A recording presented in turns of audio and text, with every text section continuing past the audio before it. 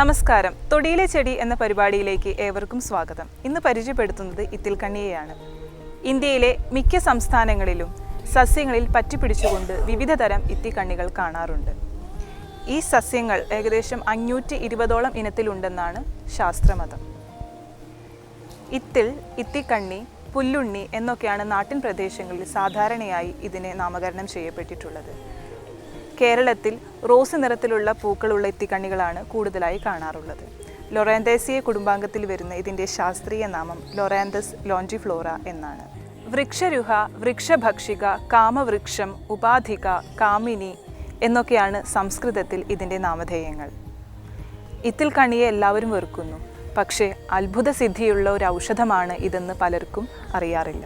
ഈ കുറ്റിച്ചെടിയുടെ ചൂഷണ വേരുകൾ മറ്റു വൃക്ഷങ്ങളിൽ ആഴ്ന്നിറങ്ങി അവയുടെ വെള്ളവും വളവും ലവണാംശങ്ങളുമെല്ലാം വലിച്ചെടുത്ത് വളരുന്നതുകൊണ്ടാണ് ഇതിനെ പരാതസസ്യം അഥവാ പാരസൈറ്റ് എന്ന് പറയുന്നത്.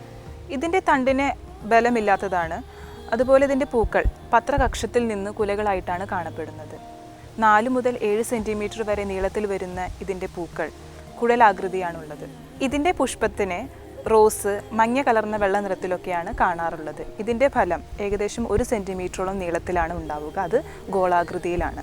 പഴുക്കുമ്പോൾ ചുവപ്പോ കറുപ്പോ നിറത്തിലാണ് ഇതിൻ്റെ ഫലത്തെ കാണാറുള്ളത്. പഴുത്ത ഫലത്തിൽ ഒരു വിത്താണ് കാണാൻ സാധിക്കാറുള്ളത്. ഇത്തിക്കണ്ണി സമൂലമായിട്ടാണ് ആയുർവേദത്തിൽ ഉപയോഗിക്കാറുള്ളത്. ഇത്തിക്കണ്ണിയിൽ ഇസ്കാർഡിൻ എന്ന രാസഘടകമാണ് അടങ്ങിയിട്ടുള്ളത്. ശരീരത്തിലുണ്ടാകുന്ന മുഴകളെ വലുതാക്കുന്ന ആ കോശങ്ങളെ നശിപ്പിക്കുവാൻ ഈ ഇസ്കാർഡിൻ എന്ന രാസഘടകത്തിന് സാധ്യമാണ്. ശരീരത്തിൻ്റെ രോഗപ്രതിരോധ ശേഷി കുറയ്ക്കുന്ന ക്യാൻസർ, എയ്ഡ്സ് എന്നിവയുടെ കോശങ്ങളെ നശിപ്പിക്കുവാനും ഈ ഇസ്കാർഡിൻ എന്ന രാസഘടകത്തിന് സാധ്യമാണ്. രോഗപ്രതിരോധ ശേഷി ഉണ്ടാക്കുവാനും വാതരക്തം, രക്തസംബന്ധമായ അസുഖങ്ങൾ, വിഷം, ജ്വരം എന്നീ അസുഖങ്ങൾക്കും ഇത്തിക്കണ്ണി ഫലപ്രദമാണ്.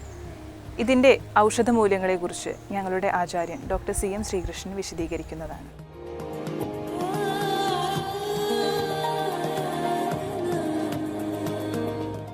ഇത്തിക്കണ്ണി ഒരു കോമൺ വാക്കാണ്. മറ്റുള്ളവൻ്റെ ചിലവിൽ ജീവിക്കുന്ന ഒരു വൃക്ഷം, അങ്ങനെയാണ് പറയുക. അങ്ങനെയാണ് അയാൾ ഇത്തിക്കണ്ണി എന്ന് പറഞ്ഞ് നമ്മൾ കേട്ടിട്ടുണ്ട്. പക്ഷേ ഇത്തിക്കണ്ണി വളരെ അത്ഭുതമായ ബലമുള്ള ഒരു ഔഷധമാണ്. ഈ ഇത്തിക്കണ്ണി ഏത് വൃക്ഷത്തിലാണോ വളരുന്നത് അതിനനുസരിച്ച് ഇതിൻ്റെ ബലം കൂടും. അതായത് ഉദാഹരണം പറയുകയാണെങ്കിൽ ചെമ്പരത്തിൻ്റെ മുകളിലാണ് ഉണ്ടാവുന്നത്. ചെമ്പരത്തിൻ്റെ മുകളിൽ ഉണ്ടാകുന്ന ഇത്തിക്കണ്ണി ഈ രക്തസ്രാവം എന്ന രോഗത്തിന് നല്ലതാണ്. അതുപോലെ ഈ അരയാലിൻ്റെ മുകളിലുണ്ടാകുന്ന ഇത്തിക്കണ്ണി ഈ ത്വക്ക് രോഗത്തിന്, കരപ്പനൊക്കെ നല്ല ഫലമാണ്. പിന്നെ ഇതിൽ ഏറ്റവും പ്രധാനപ്പെട്ട യൂസ് എന്ന് പറയുന്നത് ക്യാൻസറിനെ തടുക്കാൻ കഴിയുന്നതാണ്. അതായത് ഇതിൻ്റെ മെയിൻ ഈ ശരീരത്തിൽ മുഴയുണ്ടാകുന്ന, ഈ മുഴ വരാനുണ്ടാകുന്ന ചില കോശങ്ങളെ നശിപ്പിക്കും ഈ ഇത്തിക്കണ്ണി. അങ്ങനെ ക്യാൻസർ എന്ന് വെച്ചാൽ മുഴയാണ്. അങ്ങനെ മുഴയുണ്ടാകുന്ന, ക്യാൻസർ ഉണ്ടാകുന്നതിനെ തടുക്കാൻ പറ്റും.